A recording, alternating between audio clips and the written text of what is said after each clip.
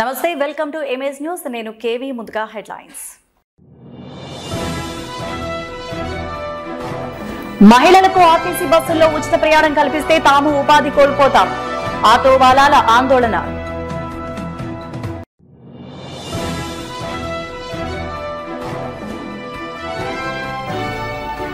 ఏటా సంక్రాంతి పండుగ పేరుతో జరిగే కోడి పందాలకు పందెం రాయిళ్లు సిద్ధమవుతున్న వైనం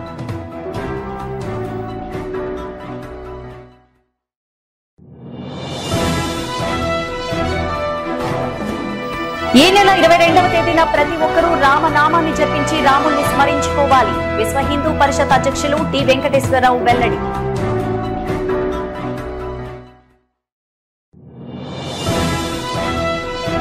మహిళలకు ఆర్టీసీ బస్సుల్లో ఉచిత ప్రయాణం కల్పిస్తే తాము ఉపాధి కోల్పోతామని ముమ్మిడివరంలో ఆటో వాలాలు ఆందోళన చెందుతున్నారు. తెలంగాణలో ఇటువంటి పథకం వల్ల అక్కడ ఆటో వాలాల పరిస్థితి దారుణంగా మారిందని, ఆంధ్రప్రదేశ్లో ఇటువంటి పథకం ప్రవేశపెడితే తమ పరిస్థితి కూడా అగమ్య గోచరమవుతుందంటూ తమ కుటుంబాలను పోషించుకునేందుకు గత 20 సంవత్సరాలుగా ఆటోని నమ్ముకున్నామని, తమకు ఆటో నడపడం తప్ప వేరే పని తెలియదంటూ వారు ఆవేదన వెలుబుచ్చారు. ముమ్మిడివరం నుంచి అమలాపురం యాత్రగా తరలి వెళ్లిన ఆటో వాలాలు అమలాపురంలో నిరసన ధర్నాలు చేశారు. ఉచిత బస్సు ప్రయాణం పథకం పెట్టి తమ పొట్ట కొట్టద్దు అంటూ నినాదాలు చేశారు.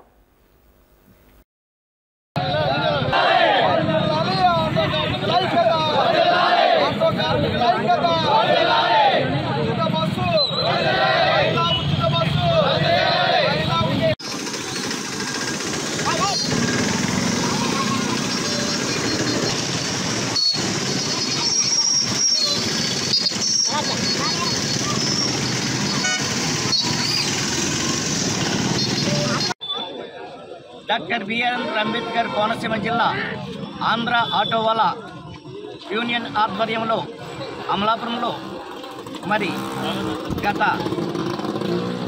పాదయాత్రలో ప్రతిపక్ష నాయకులు చంద్రబాబు నాయుడు గారు విజయనగరంలో ప్రకటించినటువంటి ఉచిత బస్సు సౌకర్యం ఏర్పాటు చేస్తామని చెప్పిన తర్వాత అధికార పక్షం వారు కూడా ఇప్పుడు మేము ముందుగానే అమలు చేస్తానని చెప్పటం ఆటో కార్మికుల యొక్క జీవనోపాధి కోల్పోతుందని ప్రతి ఆటో కార్మికులు మనం తెలంగాణ కర్ణాటక లాగా రోడ్డు మీద పడేటటువంటి పరిస్థితి మనకు వస్తుందని ఇప్పటికే చాలామంది ఎన్నో విధాలుగా హింసించి వారు ఆవేదనకు గురవుతున్న కారణంగా ప్రభుత్వానికి మొత్తం ఆటో కార్మికులకి మరి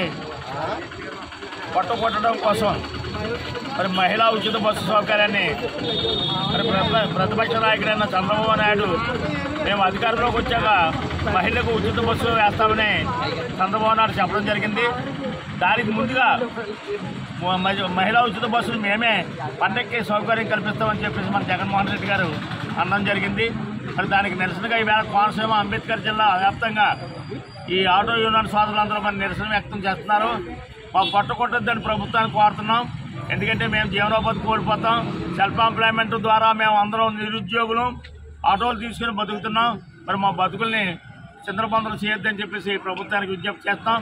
ఇది రెన్యూమెంట్ చేసుకోవాలని చెప్పేసి జగన్ ఏటా సంక్రాంతి పండుగ పేరుతో జరిగే కోడి పందాలకు పందెం రాయిళ్లు సిద్ధమవుతున్నారు. అతిపెద్ద పందాలకు ఈసారి ముమ్మిడివరం నియోజకవర్గంలో కాట్రేనికోన మండలం గెద్దనపల్లి గ్రామ సచివాలయం సమీపంలో గ్రామంలో 4 ఎకరాల భూమిలో చకచక పనులు సాగుతున్నాయి. భారీ పందెం నిర్వహణకు ఏర్పాట్లు ముమ్మరంగా జరుగుతున్నాయి. రాజకీయ నాయకుల నుండే కాకుండా పోలీసులు, రెవెన్యూ అధికారుల నుంచి ఎటువంటి భరోసా లభించిందో గానీ భారీ పందాలు నిర్వహించేందుకు ఏర్పాట్లు మాత్రం చురుగ్గానే ఏర్పాట్లు సాగుతున్నాయి.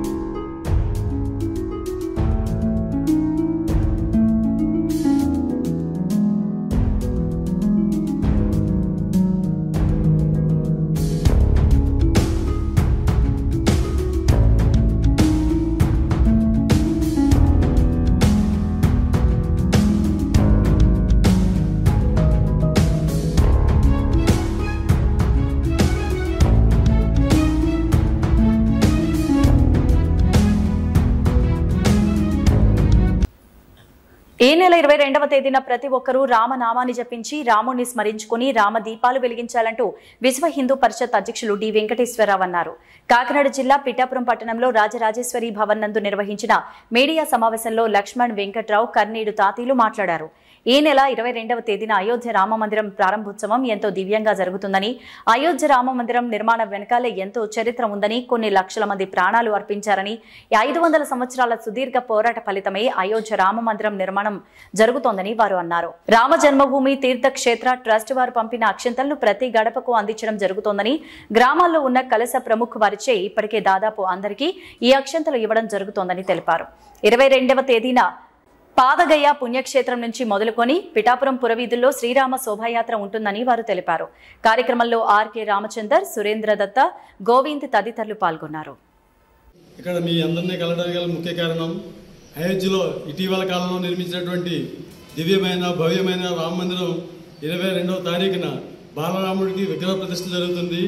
ఆ విగ్రహ ప్రతిష్ఠ కార్యక్రమాన్ని పురస్కరించుకుని పిఠాపురంలో శ్రీ పాదగయ క్షేత్రం నుండి 22వ తారీఖున మధ్యాహ్నం 3 గంటల నుంచి శోభాయాత్ర కార్యక్రమం జరుగుతుంది.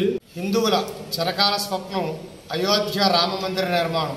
అటువంటి అయోధ్య భవ్యమైన రామ మందిర నిర్మాణం పూర్తయిన నేపథ్యంలో ఈ నెల 22వ తారీఖున అత్యంత వైభవంగా రాముల వారి విగ్రహ ప్రతిష్టాపన కార్యక్రమం అయోధ్య రామ మందిరంలో జరుగుతుంది. జై శ్రీరామ్.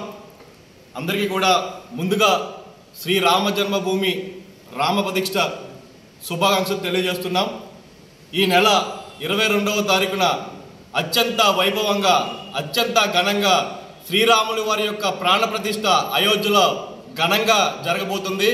ఇందులో భాగంగా భారతదేశం అంతటా ప్రతి ఇంటికి కూడా రాముల వారి అక్షంతలు ప్రతి గడప గడపకి చేరుకోవాలని చెప్పి శ్రీ రామ జన్మభూమి తీర్థక్షేత్ర ట్రస్ట్ ఒక మహత్కర కార్యాన్ని నిర్వహించడం జరుగుతుంది. ఇందులో భాగంగా నిత్య కళ్యాణం పచ్చతోరణంగా విరాజిల్లుతున్న మురమళ్ల శ్రీ వీరేశ్వర స్వామి వారి ఆలయంలో ముమ్మిడివరం శాసనసభ్యులు శ్రీ పొన్నాడ సతీష్ కుమార్ ప్రత్యేక పూజలు చేశారు. తొలుత వీరికి చైర్మన్ పెనుమత్స వాసరాజు, కార్యనిర్వహణాధికారి మాచిరాజు లక్ష్మీనారాయణ ఆలయ మర్యాదలతో ఘన స్వాగతం పలికారు. అర్చకులు బ్రహ్మశ్రీ యనమండ్ర సుబ్బారావు ప్రత్యేక దర్శనం అందించారు. అనంతరం దుశ్యాలవతో సత్కరించి ప్రసాదం అందించారు. వేద పండితులు వేదాశీర్వచనం చేశారు.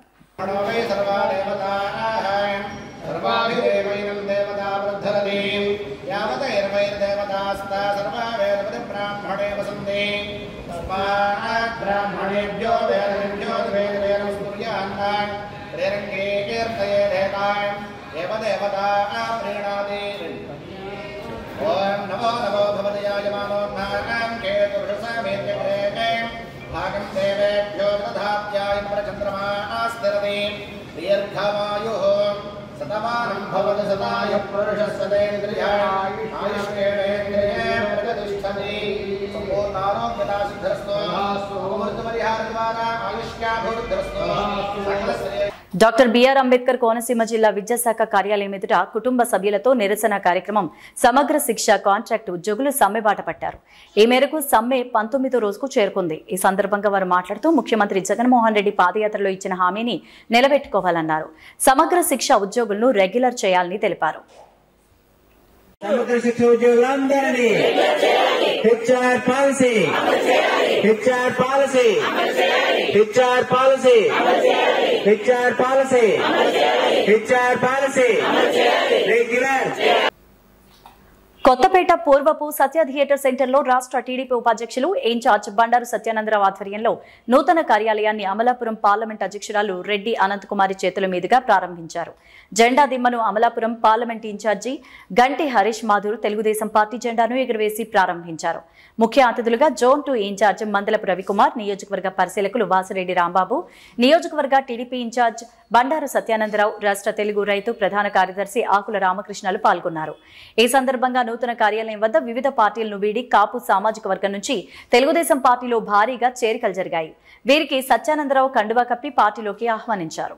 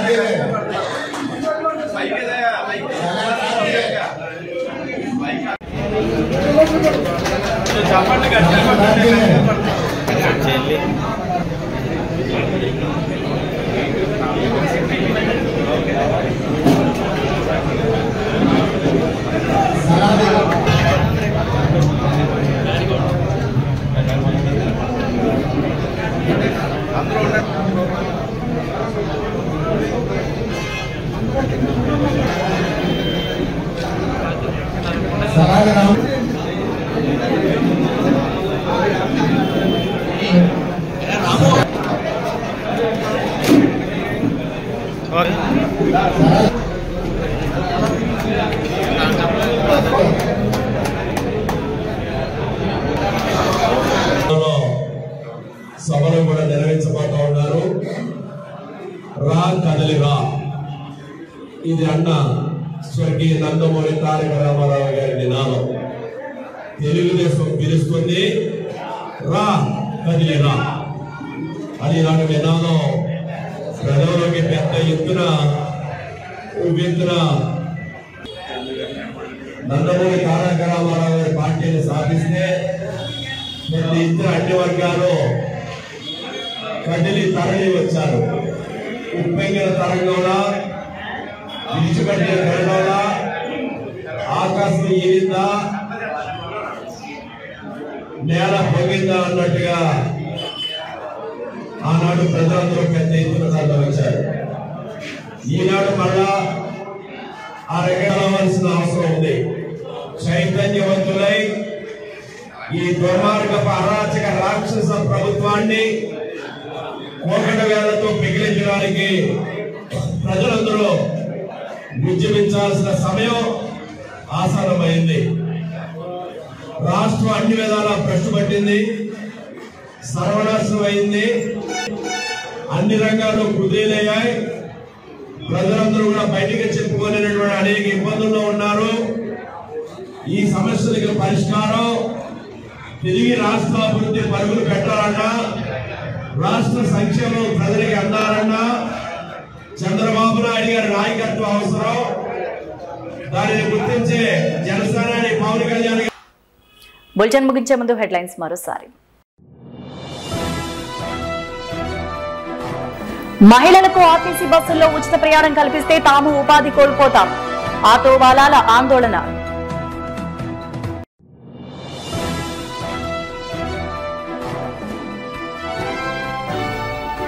ఏటా సంక్రాంతి పండుగ పేరుతో జరిగే కోడి పందాలకు పందెం రాయిళ్లు సిద్ధమవుతున్న వైనం.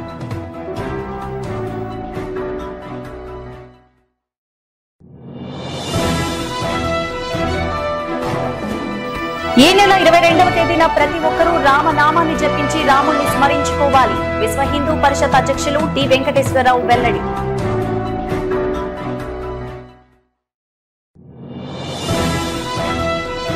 ఇవే బులెటిన్ అప్డేట్స్. నమస్తే.